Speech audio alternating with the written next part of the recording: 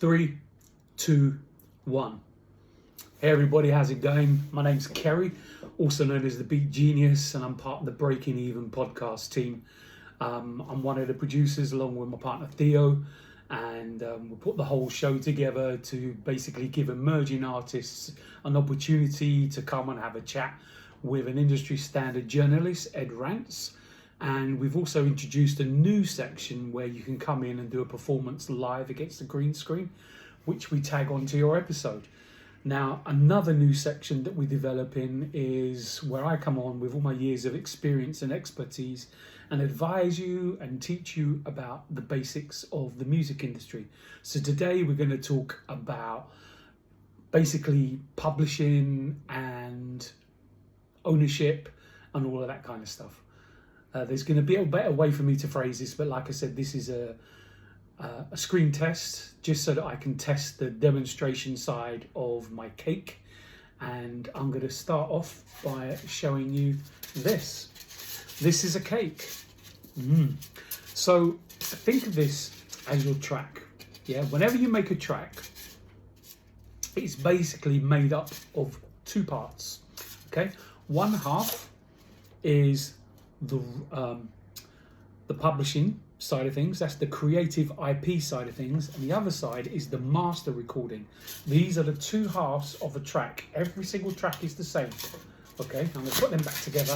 That's your track, that's the master, and that is the publishing. Now we're going to put the publishing to one side for the minute, and we're going to focus on the master part of the cake. Now the master basically, by rights or in the eyes of the law, belongs to the person who pays for the studio time. That could look like a record company that pays for you to go in the studio. That could be a producer who has come across you as an artist and wants to work with you, and they're stumping up the costs of their studio recording facilities, and they are covering those costs. So you basically, as an artist, you don't pay for those. So this master recording, which is the recording that you do of the track when you work together, belongs to them, unless you negotiate something different. But typically, whoever pays and covers the cost of the recording owns the master, okay? Also known as the sound recording, all right? So once again, just to recap, you have two parts of a song, okay? Half is the master recording and the other half is the publishing. Now we're going to look a little bit closer at the publishing. Now this is the creative aspect, okay? This is where you write stuff and it is your intellectual property.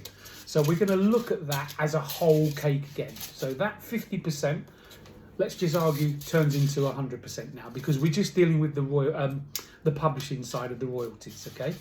So when you work with a producer or a writer or whoever makes music, typically it's breaking down into two parts. You have the lyrics and the melody and the music production, okay? So what we're going to do, we're going to split that into the two parts, okay? So this is the producer's 50%, and this is the 50% that belongs to whoever writes the lyrics and the melody. Now, if we're dealing with rap, there's not much melody involved unless you're going to sing a chorus or something, all right? And if it's just one rapper, the lyrics all belong to the rapper, okay? Now, the rapper is the producer as well. Well, the rapper owns both the production and the lyrics. So they own 100% of the publishing, of the IP, the intellectual property. Now, there are some instances where there'll be more than one writer. There might be two rappers on the track. And in that case, they're splitting that 50% in two. So 25% will go to one rapper, 25% will go to the other, okay? And if you're talking about songs like an R&B song, now a lot of times, particularly in America or particularly with R&B music, you get more than one writer. You might get 3 writers, you might get 4 writers. So let's say we've got 4 writers. So now we're splitting the lyrics and the melody into 4 separate pieces. Each are worth 12.5% each. Okay, so that's 12.5% for the lyrics and the melody that go towards the vocal part or the sung or the performance part of the song, and then the music could be done by one producer, and that's left over here as the remaining 50%. All right, so hopefully that clears things up in terms of ownership and authorship and who owns what. Now this is very, very relevant when it comes to things like PRS. So for the sake of that, you would want to be signing or filling in a split sheet. Now, a split sheet is a piece of paper, A4, could be A5, but basically it denotes everybody involved in the creative aspect of the song. So it could be me as the producer, you could be the artist, and there could be another featured artist. So we would split that 50% to me as the producer, and then as the featured artist, they would get whatever you agree. You could say, yeah, I'm only going to give you 12.5% because you're only spitting 8 bars or 16 bars and I'm spitting 32 or 48 or whatever bars. That's all down to whatever you agree at the time when you first, here's the whole track again, by the way, when you first decide to write the track together. It's always a good idea before you commit to recording to do your split sheet.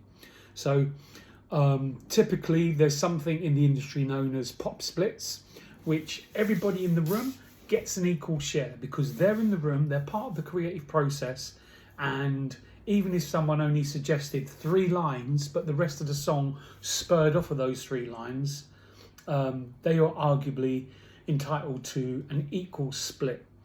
But like anything in law, whatever you agree to and sign to, that's what's going to hold up in a court of law.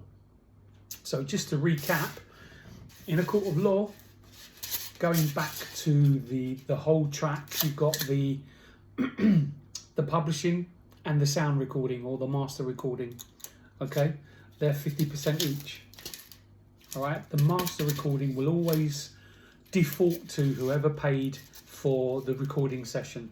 Okay, whether that's the producer, the record company, the management, whoever, basically. And then we're looking at the whole part of the publishing. So 50% will go to the producer, the other 50% goes to however many people are involved in writing the lyrics and the melody. Hopefully that's cleared things up for you. This is my first version of explaining this with a visual teaching aid, but hopefully that's all going to make sense with my very crude cakes. I intend to get more of these and make them a little bit cleaner, make them stick and pull apart together a little bit better. But this is really like a screen test, literally for Theo. That's for you, buddy. You can tell me what you think of it and if that made sense, if the visual aid helped you understand and comprehend that in a better way than me explaining it. But hopefully the words and the visual all come together and go towards helping you understand how the whole thing works.